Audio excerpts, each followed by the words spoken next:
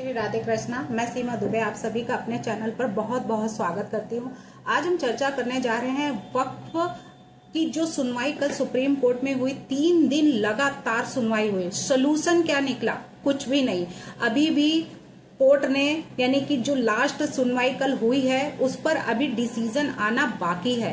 यानी वक्फ by user 5 point जो main point थे उस पर जो बातें हुई हैं वो अब क्या खुलकर आती हैं, क्या उस पर ग्राउंड्स बनते हैं, क्या डिसीजन होता है, ये तो कोर्ट ही बताएगा। अब सुप्रीम कोर्ट के ऊपर सारा दरमदार है। जो 2 जजों के बीच में ये बेंच में ये फैसला सुना गया, यानी कि BR गवई और मसीहा, इन दोनों के बीच में जो CJI ने इनकी पक्ष जो सॉलिसिटर जनरल तुषार मेहता की बात सुनी, वहीं पे सिब्बल की जो बातें सुनी गई हैं, तो दोनों पक्षों की बात सुनने के बाद में अब जो उसका जो ग्राउंड्स बनेगा उस पर ही डिसीजन दिया जाएगा कि आखिरकार जो 2025 वक्फ बोर्ड संशोधन है उसमें क्या क्या चीजें लागू होंगी और क्या क्या चीज।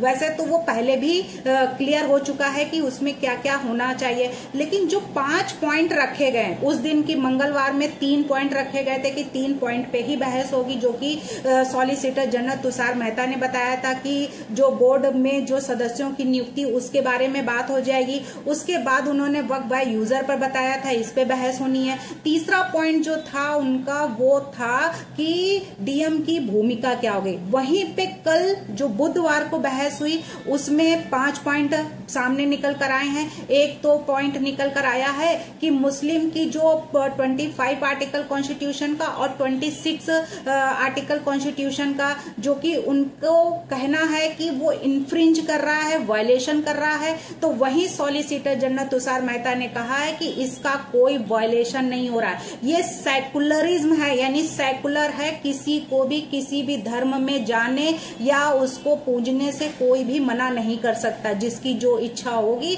वो करेगा, चाहे वो किसी भी भगवान को पूजता हो। ये फ्रीडम यानी आर्टिकल 25 में डिफाइन किया जा सका किया। वहीं पे 26 में भी सब कुछ क्लियर है कॉन्स्टिट्यूशन के। तो ये वायलेशन कहां से हुआ? तो जब ये सेकुलर वर्ड आता है तो इसमें कहां रह गया हिंदू और कहां रह गया मुस्लिम? यानी कि कोई भी जिस भगवान की इच्छा होगी वो मान सकता है, उसको पूज सकता है। वहीं पे उन्होंने जो ये बात कही है कि वक्फ बाय यूजर जो है ये लागू नहीं होना चाहिए, ये ऐसा है, इसको रजिस्टर्ड नहीं होना चाहिए, ये ऐसा। तो वक्फ बाय यूजर की जो परंपरा जो चली आ रही है, जिसमें कोई भी संपत्ति लंबे समय तक इस्लामिक, धार्मिक या परोपकारी उद्देश्यों के लिए बनाई गई है या प्रयुक्त होती है, तो उसके कारण वक्फ मानी जाती है। और भले ही उसके पास लिखित दस्तावेज हो या ना हो रजिस्ट्री, तो वो वक्फ बाय यूजर में आ जाती। तो अब इसी पर ही जो बात टिकी हुई है, जो सिब्बल जी बार बार कह रहे हैं कि वक्फ बाय यूजर नहीं होना चाहिए, ये ऐसा है, तो वक्फ बाय यूजर की जो बात आ रही है सामने, तो उसमें बड़ा ही ये विवाद का विषय बना हुआ है कि संपत्ति यदि कोई लंबे समय पर उस पर अगर काबिज है, उस पर अगर कोई कार्य कर रहा है, तो उसका रजिस्ट्रेशन जरूरी ही नहीं है, उसका रजिस्ट्रेशन होना ही नहीं चाहिए। लेकिन अब वो कि इस तरीके की जो बातें आई सामने, उसमें सॉलिसिटर जनरल ने कहा कि नहीं, ये गलत है, ऐसा नहीं है, ये होना जरूरी है। अगर वो नहीं रजिस्टर्ड होगा तो पता कैसे लगेगा कि हाँ ये वक्फ बाय यूजर की बात जो आ रही है सामने, तो उसमें तो जब रजिस्टर्ड होगा तो पता लगेगा कौन इसका मालिक है, कौन इसका नौकर है, यानी कि कौन इसका ऑनर है और कौन इसका जो है पजेसर है। कि पजेशन में अगर है, मान लो कि कोई संपत्ति किसी के कब्जे में है और वो उस पर केवल काबिज है कि हम इतने सालों तक या इतने महीनों तक या इतने दिनों तक हम इस पर कब्जा करके रखे हैं, उसके बाद जो इसका मालिक होगा यानी जो उसका ऑनर होगा उसी को वापस लौटानी पड़ेगी, या फिर वो खुद उससे वो प्रॉपर्टी अपने कब्जे में ले लेगा। जैसा कि इस समय सरकार कर रही है कि वक्फ की जितनी भी प्रॉपर्टियां हैं जो रजिस्टर्ड हैं, जो वाकई में उसका ऑनर है, वो प्रॉपर्टियां उसके पास ही रहेंगी, लेकिन जो प्रॉपर्टी उसके नाम नहीं नहीं है, सिर्फ कब्जा करके रखा है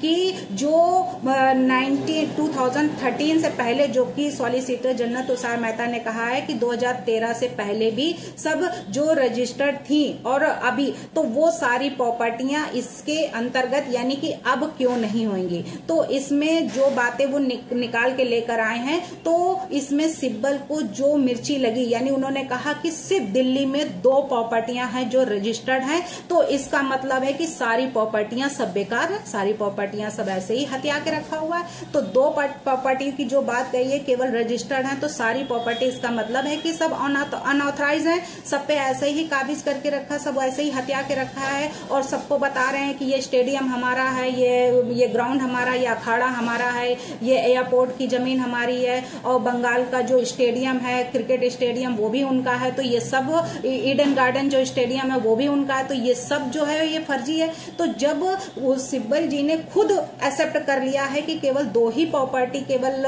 रजिस्टर्ड है और सारी जो इस तरीके से, तो बात ही खत्म हो गई। तो इसका मतलब उन्होंने क्लियर कर दिया कि हाँ वाकई में ऐसा।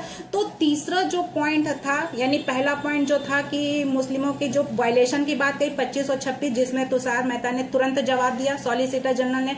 दूसरी बात वक्फ बाय यूजर की बात कही, उसमें भी तुषार मेहता जी ने जो है उसका तुरंत जवाब दिया कि इसका रजिस्ट्रेशन क्यों नहीं होना चाहिए। तो उसके बाद जो उन्होंने बात, तीसरा पॉइंट जो था कि उसमें वो बात बोले कि कि जो लिमिटेशन एक्ट जो बोला गया कि लिमिटेशन एक्ट जो है लागू किया जाए कि भाई कितने सालों तक, कितने महीनों तक जो है आपके कब्जे में ये प्रॉपर्टी रही है, इसका क्या होना चाहिए। तो उस बात को लेकर भी हुआ कि 1995 में जब लिमिटेशन एक्ट बोले कि जब खत्म कर दिया गया तो अब लागू करने की क्या जरूरत है। तो जब हमें जिस कानून की जरूरत, यानी कि लड़कियों को अभी प्रॉपर्टी में हक था वो भी अब खत्म होने को है, वहीं पे जो पहले एक माँ के 2 बच्चे होते थे या फिर एक पिता होता था और माँ होती थी, उसकी एक पहले और माँ की डेथ हो गई और दूसरा बेटा फिर उन्होंने शादी की, दूसरी माँ के 4 बच्चे।